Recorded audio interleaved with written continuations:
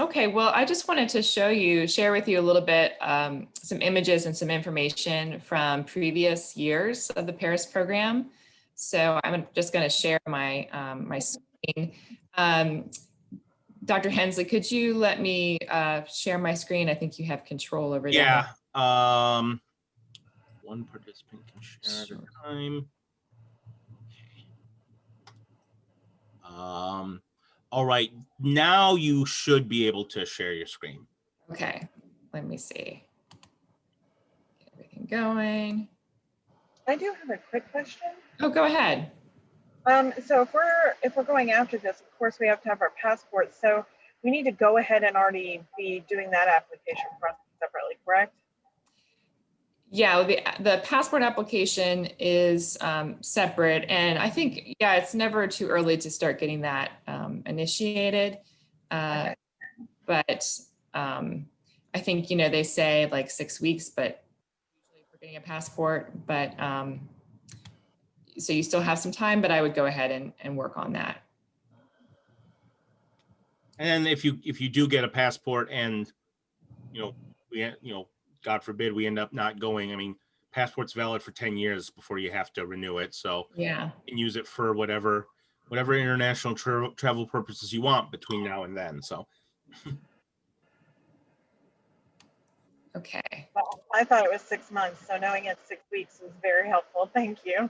Right. Well, it always varies. Like, who knows if they have a backlog of applications, but yeah, I think typically they say 6 weeks. That's my understanding.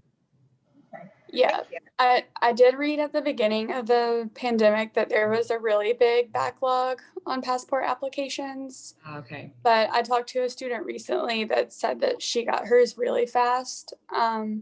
So maybe it's not as much of a problem anymore, but I would still give yourself plenty of time. Like Dr. Hensley said, it definitely doesn't hurt to go ahead and get your passport now. Yeah. And also you want to make sure that it's still valid for 6 months after the return date. So like if your passport if you currently have a passport and it expires in say like August 10th or something like that, you would still need to renew your passport before you travel. Right. Yeah, that's really good to know. Okay, anyone else having questions coming to mind at all? Okay, well, the program, I'm just gonna start showing you from the beginning of the slideshow. This is a picture of the program from 2019.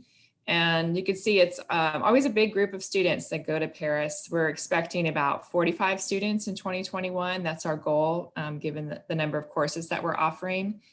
And this group of students here, this was toward the end of the program in 2019. So the students all knew each other really well. And here we are at the Versailles Palace. We're about to see the fireworks show in the gardens at Versailles. So one of the really good things about any of the USG programs is that you get to take classes with and be a part of a program with so many students from other colleges and universities around the state of Georgia. So that's something to keep in mind about one of the advantages that you have of any USG program, but including the Paris program. So Paris, of course, is known for its museums, and you will likely get to visit a number of them through your fieldworks for your classes, but you can also, you also have plenty of time to go to famous museums on your own. On the left here, this is at Musée d'Orsay, a very famous museum that's in an old train station in Paris. And then, of course, the Mona Lisa is at the Louvre. That would be a place that you definitely would not want to miss going to, if either with your class or also on your own. And I think usually there's one night a week when you can go to the Louvre for free. I think it's Wednesday nights, if I'm not mistaken. So that's something to keep in mind. So these are just some pictures of students from former years posing in front of famous monuments. Of course, you have the Arc de Triomphe on the right. And any chance you get to pose in front of the Eiffel Tower, even if it's way in the distance, is something that students want to take. So in the program, you'll have opportunities often on your field trips to try different delicacies. So you can see the students on the left, they are having escargot, which is snails. It's snails covered with butter and parsley, and it's actually really delicious.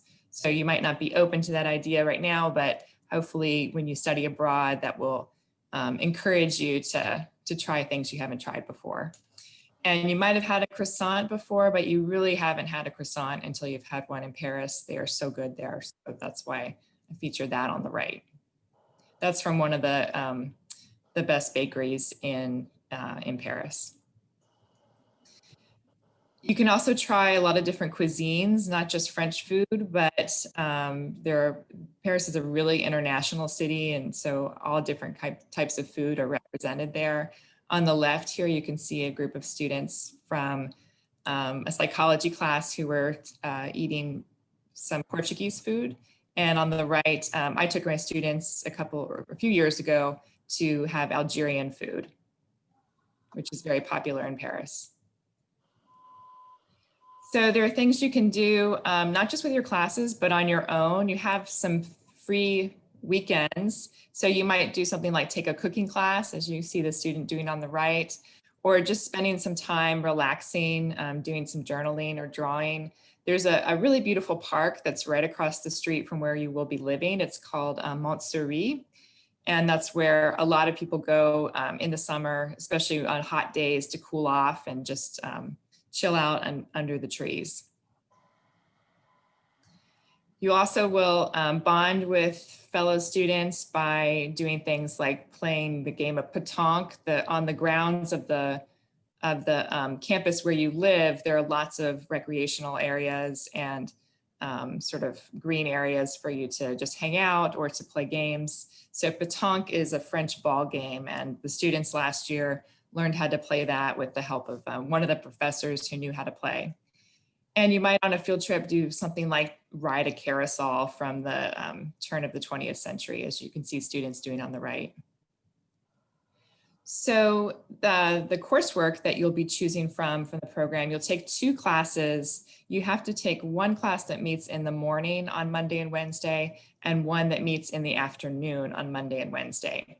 So this has a list of the morning classes. You would take Liberty, Equality, Fraternity, the French Revolution and Napoleonic Era. That's going to be taught by Dr. Hensley. Or you can take Women's Gender and Sexuality Studies and American French Transnational Approach. That class is going to be taught with Dr. Wiggins, who's here, and I'll have her introduce herself in a minute. And the other choice would be American Literature 2, More Freedom in One Square Block of Paris, American Expatriate Writers, and that's going to be taught by Dr. Domini, who's also here with us today. So you would choose one of those 3 for your morning class. Depending on where you are in your degree program, if you're a bachelor's degree student, you could take any of those classes. If you are currently working on an associate's degree, then you would just have the second 2 to choose from. Those are the 2 lower division classes. And those, go ahead. Oh, actually, yeah, Dr. Hensley. I am right. So I teach at what's primarily a 2-year institution, like Doctors Kurt Wright and Wiggins. Yes, I do like this as an opportunity to teach upper division classes, which I often don't do. But if you are an associate's degree student and you were really geeked about the French Revolution and Napoleonic era, which is super interesting, you do have the option to take that as a lower division course, and basically your what I would expect from students in terms of assignments would be somewhat different in that case.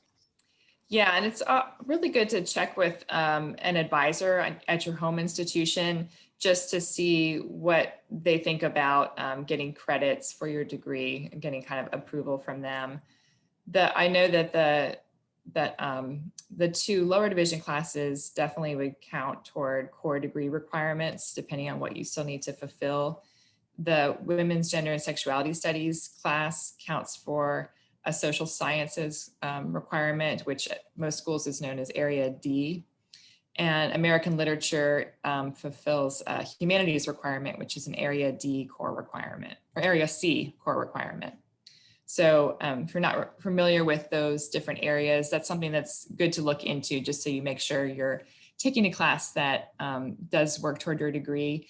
And there actually is a rule in Georgia that if you're going to be using financial aid for your tuition, that you need to be taking a class that does count toward your degree. So one of the, or the afternoon, oh, go ahead. I say too that the U.S. history class is required for all majors in University of Georgia. So Yes. the one listed as Americans in Paris is really your U.S. history class that's required of everyone. Yeah, so definitely if you haven't taken that, then you know that you can take that and it will for sure count toward your degree. And that's one of the afternoon classes that you can see listed there. So you could take that class, or you could take world literature from Paris, that would count toward a humanities requirement, or world civilization since 1500, that counts for a area D social science requirement. And some schools, oh, go ahead. I think that's area E, social science. Oh, sorry. Area D is area D is the hard sciences. Yeah. Okay, that's right. Thank you. Let's see. The last class that's being offered in the afternoon is Popular Culture Studies by Dr. Domini. And I believe, Dr. Domini, you're just offering that as an upper division class. Is that correct? That is correct. It's a upper division class at my university, Savannah State. It's coded as an English course, and it is one of the courses available to our majors. But I think it would also be an interesting upper division elective for students who are in, the humanities. If you're doing communication studies, or if you're doing, other disciplinary work, I think it'd be really interesting. Yeah, absolutely. Do you have a prerequisite for that class? Are you saying students need to have taken English 1102 or anything for that? I believe so, yes. Okay. Yeah, and that's also a prereq. The world literature from Paris and American literature too, those have as prerequisites English 1102. Yeah, and I would say in that case, right, for mine, for the French Revolution, Napoleonic era, I would really like, basically as a prerequisite, either history 1112, which is world civilizations since 1500. I think it's called World Civ 2 at some institutions, or Western Civilization to history 1122. I don't think as many USG institutions offer that, but basically one of those two, so that hopefully you've had some exposure to some of the broad historical things of what have happened before that. So. Great. Well, while we have the classes kind of up on the screen, I wonder if you all would like to say a little bit more about what you're planning to do for your classes, or any field trips that you're planning to take. Just share that information with the students. I don't know who wants to begin. Do you want me to go? Sure, go ahead, Dana. Okay. Hey, Dr. Wiggins. Sorry. Oh, that's fine. I'm Dr. Dana Wiggins. I teach at the Perimeter campus for Georgia State University. My main department is history, and then I also teach the Women's Gender and Sexuality Studies course in the morning. So again, I'm teaching that one and the Americans in Paris, which meets your U.S. history requirement. My plan is, I've taught the U.S. history class in Paris a few years ago for this program. I'm probably going to do much of the same thing, which is good for you because it means that I know where these places are located and I don't have to do the search and destroy mission like I did last time.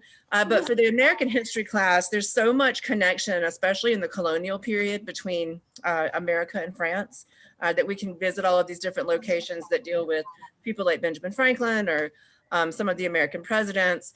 Of course, we also buy the Louisiana Purchase from the French. We have world wars that we're involved in with the French. So we're going to look at all of those different things and how they connect to American history. And then for the Women's Gender and Sexuality Studies class, I plan to focus on a lot of theoretical issues that the Americans and French discuss, mainly in the 20th century. So you don't have to have there's no prerequisite for this class, but I have had people take it before thinking it's a women's history class. Just keep in mind, it's not history, it's more theory. So we're going to talk about how gender is constructed and what it means to be a woman, or what masculinity means, and how maybe that's different between the French and the Americans and all the different theories that go along with that. Great, thank you. Who wants to go next?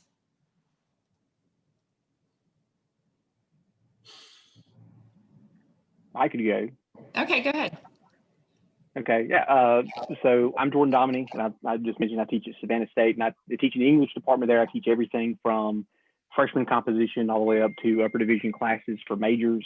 And so the two classes I'm teaching, the morning class is American Literature 2, Freedom in One Square Block of Paris. That's a quotation from an essay by Richard Wright, who was an African-American author who moved there to Paris permanently to escape racism in the United States. And so part of what the goal is with that American Literature 2 class is it is a survey class, and we'll survey American literature since 1865, but we'll place some special emphasis on American expatriate writers, so writers that left the United States and lived in Paris for some time or for the remainder of their lives once they left.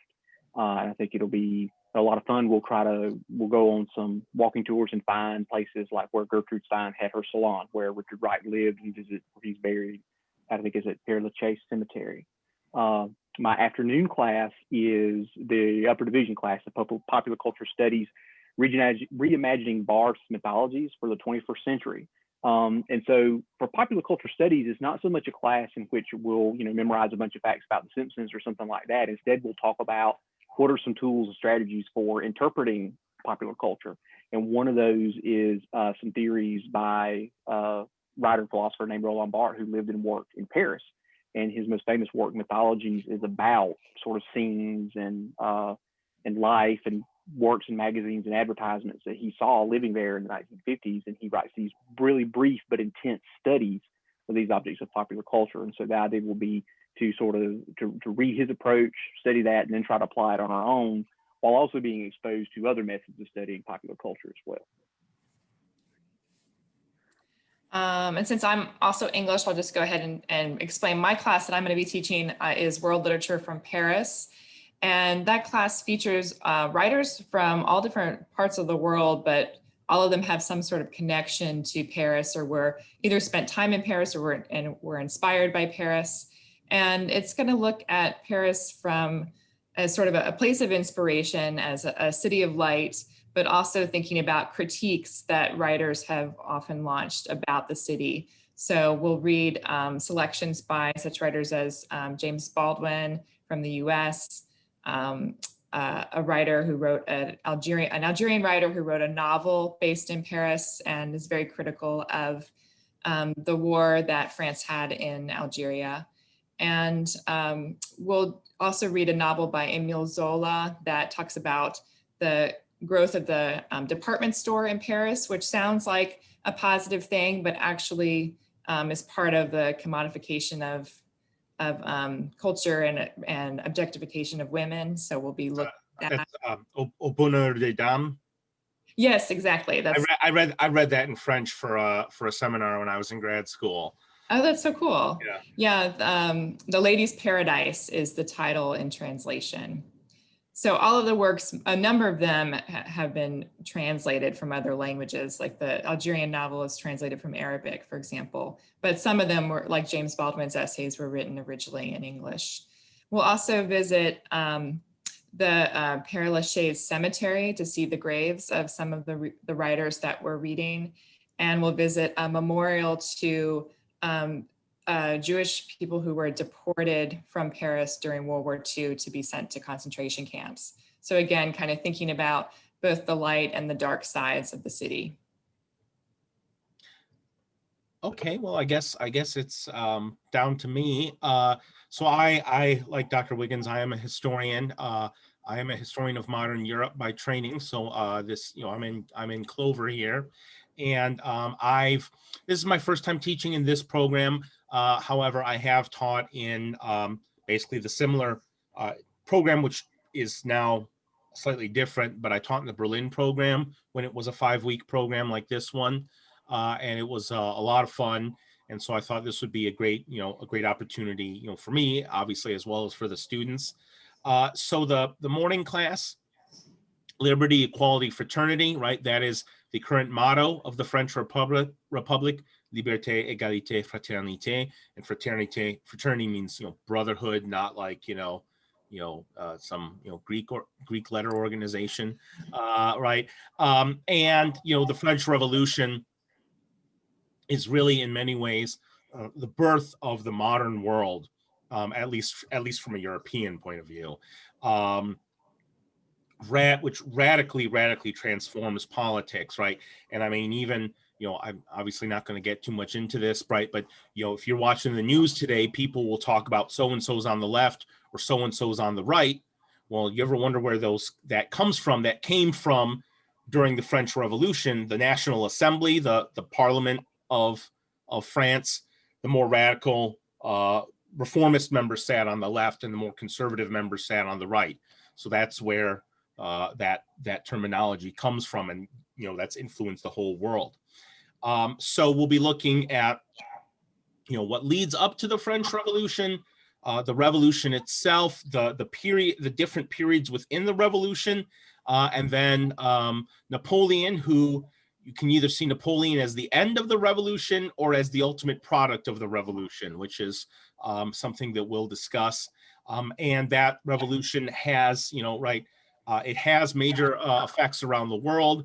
I mean, Napoleon sells Louisiana to the United States because the Haitian Revolution basically makes America less attractive for him, and he needs money to fight the British, right? The French Revolution will also lead to all the revolutions in Latin America in the early 1800s. So for that course, one thing I did when I taught in Berlin was I proposed sort of a number of museums and field trips to my students. Some of them fixed, some of them I said, well, maybe, depending on where class interest lies, we can go to some of them. There is a museum called the Museum of the French Revolution. It is approximately 5 hours from Paris by train, so we will not be going there. But there are, I guess you could go if you wanted to, but there are, there's a good city museum, the Musée Carnavalet, that has a lot of stuff about Paris during the French Revolution. The Assemblée Nationale, which is the lower house of the French Parliament, the equivalent of the House of Representatives for us, also has a museum on French political life. Les Invalides, which is a military history museum, so we can see Napoleon's gigantic marble tomb, and other military history things.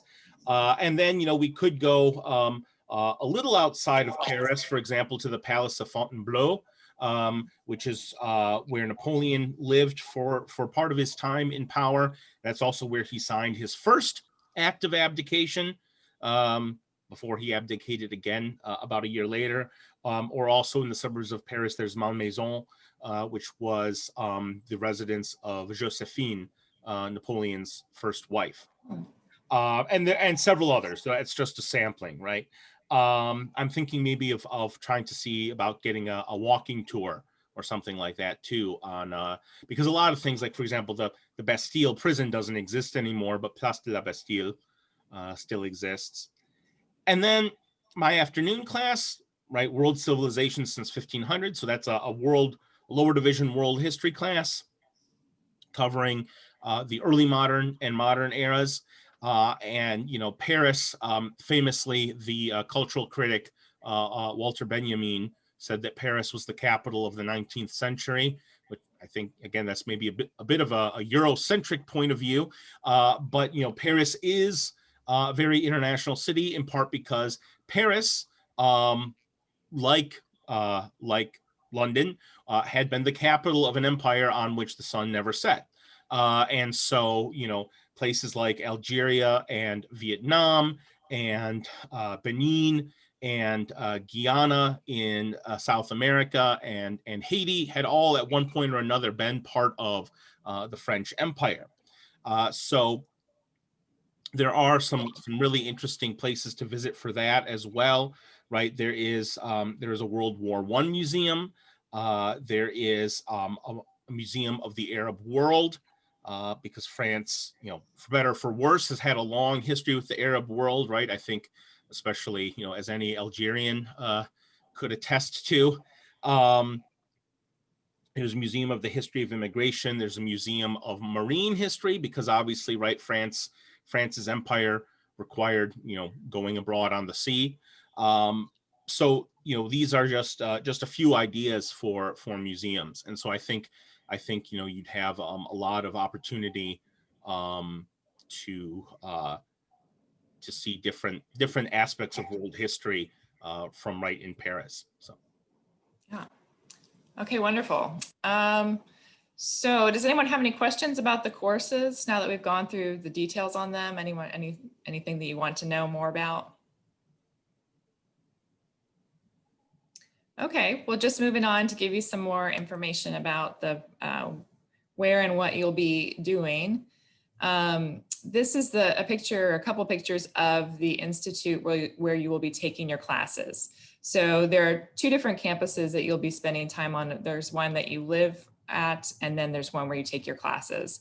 And they're about 1.25 miles away from each other. So you can take the train. It's just like a 15-minute ride and walk from one to the other, or you can walk the whole way for about 25 minutes between them. So this is a picture of inside. You'll see the classroom on the left, and it's a really nice classroom. It's seminar style. So these are small classes. They're capped at 12. They could have a few more students, but still small classes to fit into these rooms. And the classes will be very discussion based. On the right, you can see the courtyard where you'll have a chance to hang out, maybe have your lunch in between your classes. And you'll notice that the school has a really charming architecture. It's very typical of how French or how Parisian buildings look. So field trips, as we've been explaining, a big part of the coursework involves going to various sites around the city. So these are just a few places that I took students to last year and a few years ago in my world literature classes. We visited a cathedral as well as a mosque, the Grande Mosquée, which is a really beautiful mosque. We visited that in conjunction with reading the novel by the Algerian writer. We also went to the Museum of the Arab World that Dr. Hensley mentioned.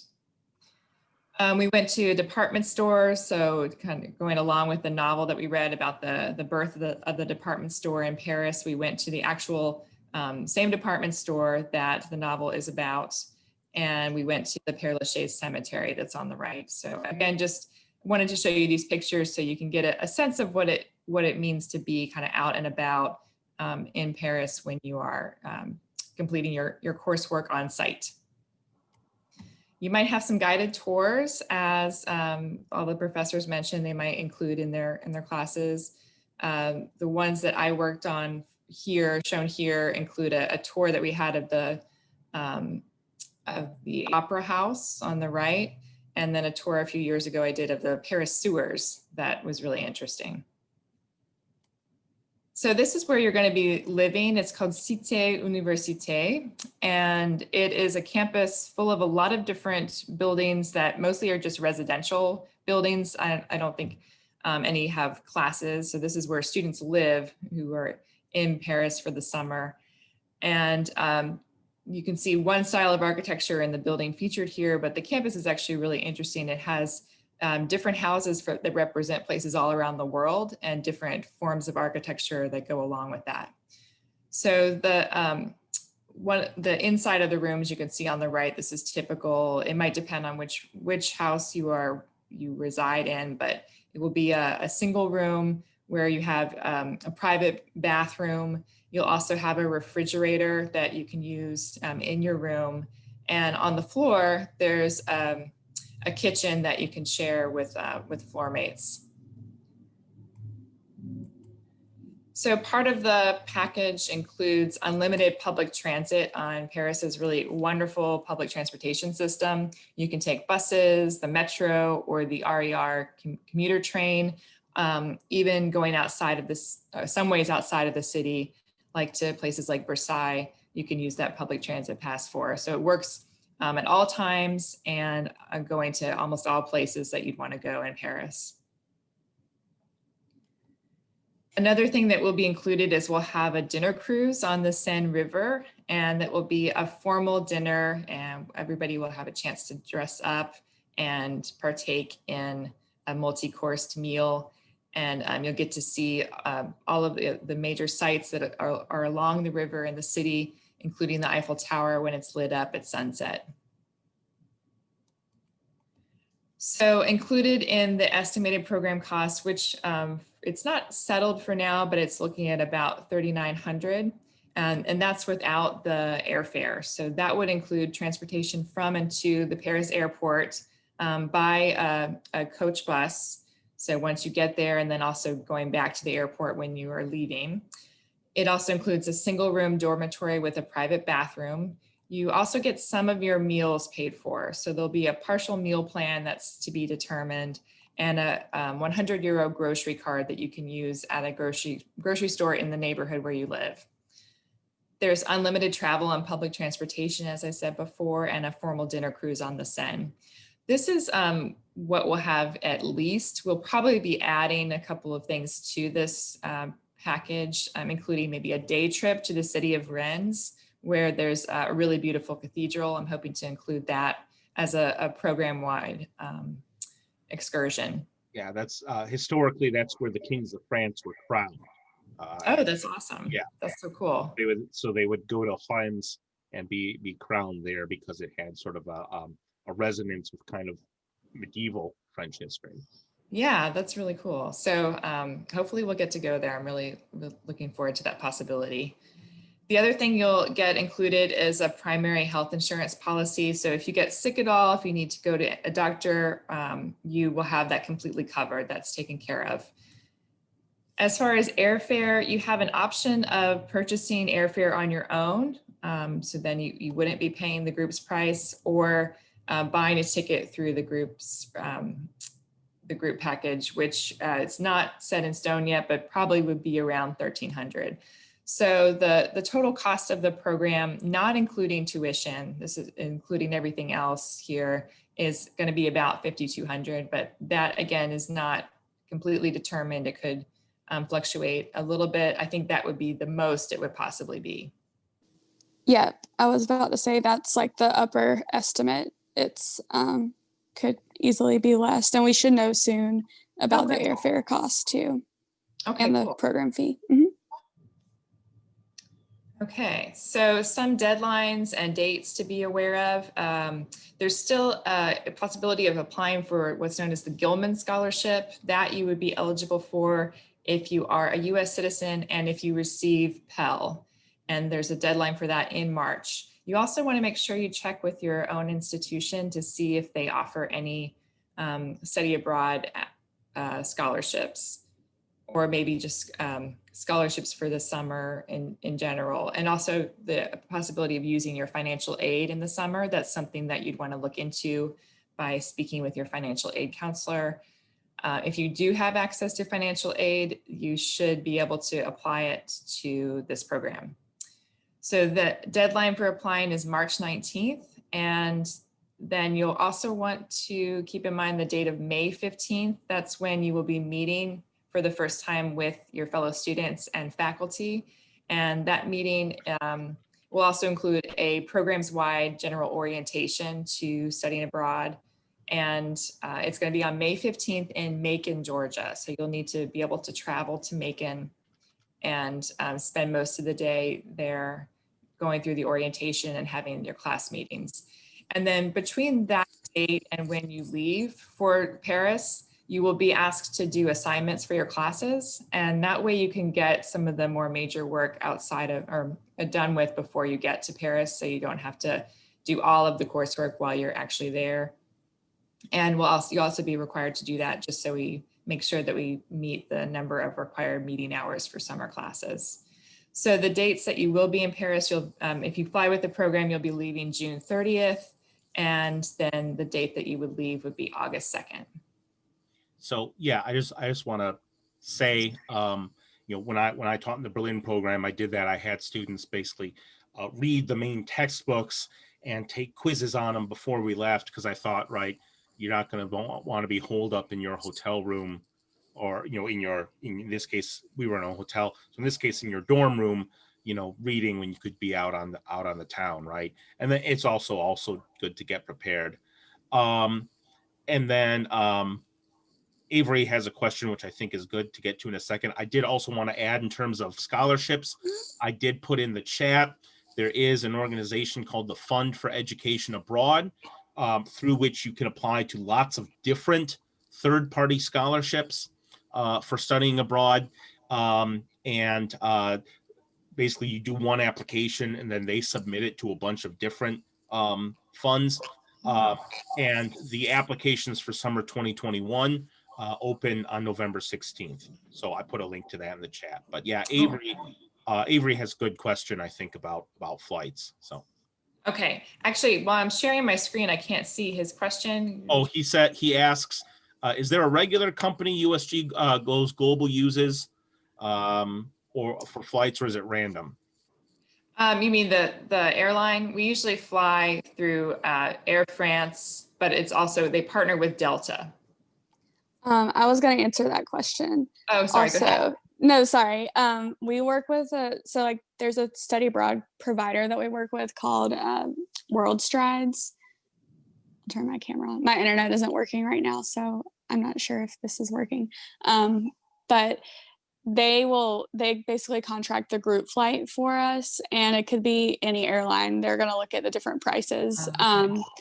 If it's Air France and Delta and that's the best price and itinerary, then we'll go with that. But if a different airline has a better price and itinerary, we'll choose that one. And so you can, again, choose to be on the group flight, or you can choose to purchase your own flight. One more thing I wanted to mention is the Macon orientation. There's a good chance that is going to be virtual, even if the programs are not virtual. Okay. So that's still TBD. If it's in person, it would still be in Macon, but could likely be virtual. Okay, cool. Mm-hmm. All right, let's see. The only last thing I have here is a link to the program, which if you go to the link tree where you saw the link to our meeting today, that's really the easiest way to access the website for the Paris program directly. You'll just scroll down in that link tree and you'll see a link to all the different programs, and just choose the one for Paris. And then I have all of our email addresses here in case you want to follow up with any questions that way. So I have a question. For tuition, is it covered by our scholarships that we have now? You mean a scholarship that you have during the academic year? Yes. Like, does it cover the summer's tuition? Or Go ahead. Sorry, it can. Basically, if you're eligible for the financial aid in the summer, you would be eligible for it on a study abroad program in the summer. So like if you have Hope or Zell that can cover, eligible hours in the summer, then that's still going to apply to study abroad. Same with any other scholarships that you would be eligible for in the summer 2021 semester. Great. Okay, thank you. Mm-hmm. Yeah. Anyone else have any questions? Okay, I'm gonna stop sharing my screen unless you all are writing down our email addresses. I've screenshotted everything. Okay, and also again, we are recording this. So, Margaret, are you thinking about putting this up at the link tree? Or? Yep. I will have to caption it first, so that will take a little bit. But once I do that, then I can put it up at the link tree. Okay, great, cool. Okay.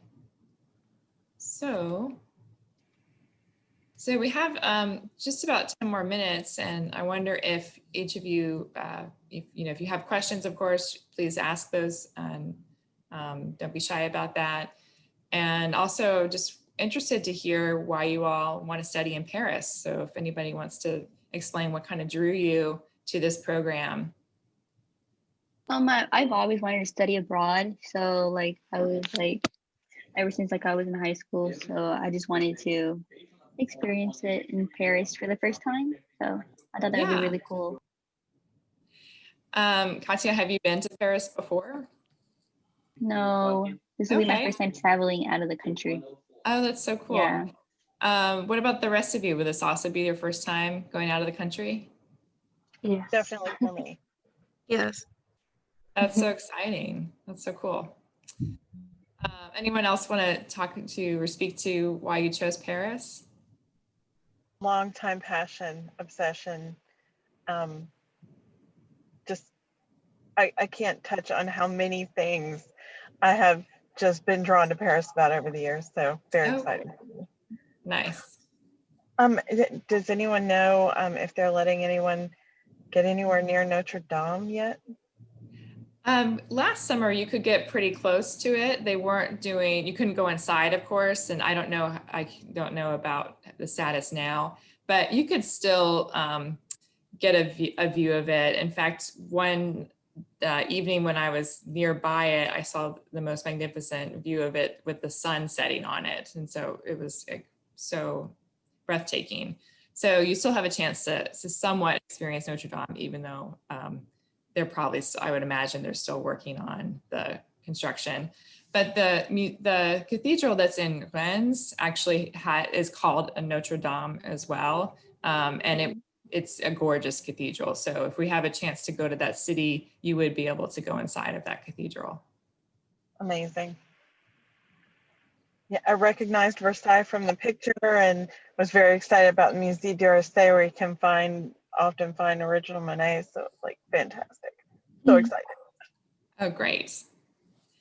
And I saw Dalen's question yeah. about applying to multiple programs. Yes, you can apply to multiple programs and participate in multiple programs as long as the dates don't conflict. So obviously, if you wanted to do Paris and London, that wouldn't be possible because they're almost at the same time. But if you wanted to do like Porto and Paris, for example, that would work out because they're at different times. And so you could, theoretically get 12 credit hours and do 2 study abroads. And that's also another reason that we have the group flight as an option, because if you do 2 programs or if you want to just travel on your own before and after, it gives you the flexibility to purchase your own flight instead of having to buy the group flight and do like 2 group flights for 2 different programs. It's really good to know. I just want to, I guess you all can see that. Go ahead. Another thing that I don't think was brought up earlier is that we have classes on Mondays and Wednesdays, and then we have field trips on Tuesdays and Thursdays. You do your morning class will have field trips on Tuesdays. Your afternoon class will have field trips on Thursdays. So that means then that you have 3-day weekends, and so you can. I mean, obviously, you could spend basically an entire year just within the 19 arrondissements of Paris or the Ile-de-France, right? But you can, if you wanted to, it's basically a 2-hour train ride to London, 2-hour train ride to Amsterdam or Brussels. Also, right, go visit the French countryside, right? So I live in Rome. So as they would say in French, en Provence, out in the provinces, right? And so kind of, just like people in Georgia, just like people in rural Georgia sometimes have a resentment towards Atlanta, you sometimes see that with the countryside in France vis-a-vis Paris. So it would be maybe an opportunity to see a different side of France. But yeah, so you have those 3 days to do as you wish, basically. I went to Nice one year in the south of France. Totally different experience than Paris. Also fantastic. And from Nice, you can easily take a train to Monaco. Yeah. So, right? Saint-Tropez. I mean, come on. Yeah, I think, and like they were both saying, you can take a train in most places, but also some places you could only access outside of the city by car. So if you drive stick shift, you can rent a car, but you have to be able to operate. All the rental companies will give you manual cars. That's more standard in France. Also be sure, Something that happened to a friend of mine is that they rented a car.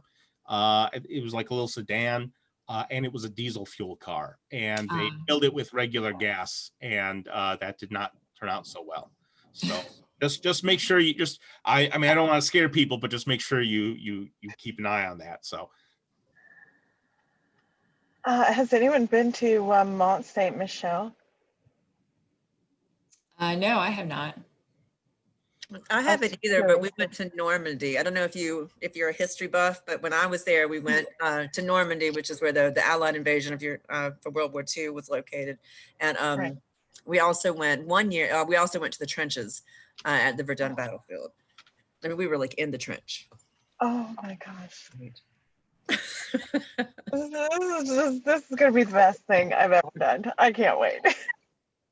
Yeah, Verdun is something that I would like to go see for sure.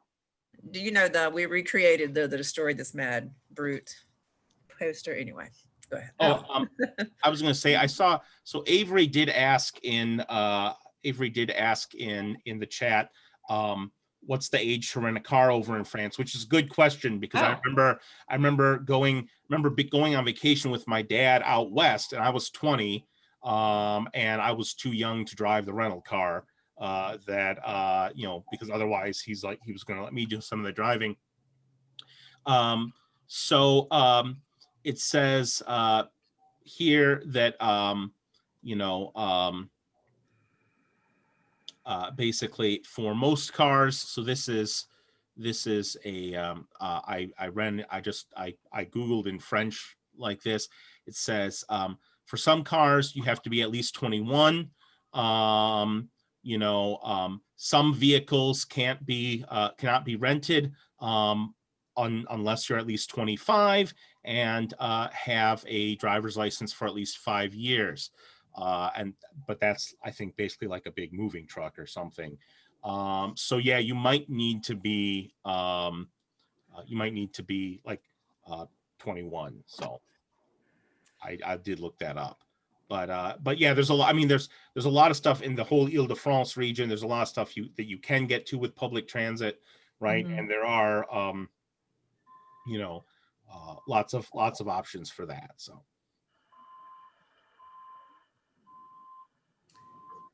Okay. Does anybody else have questions?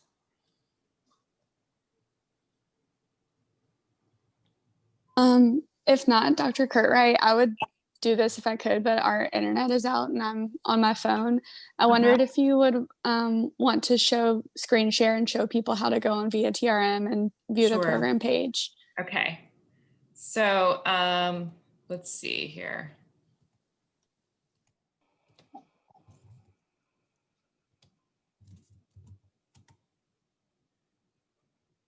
Go back to, I'm going to share my screen again.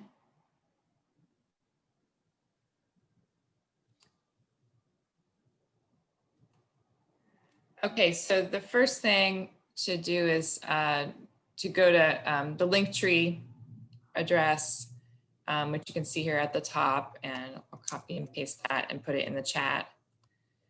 Then you scroll down and find the Paris program.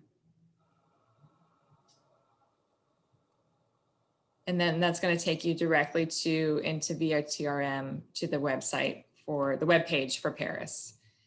And you can click on request to apply to begin the process.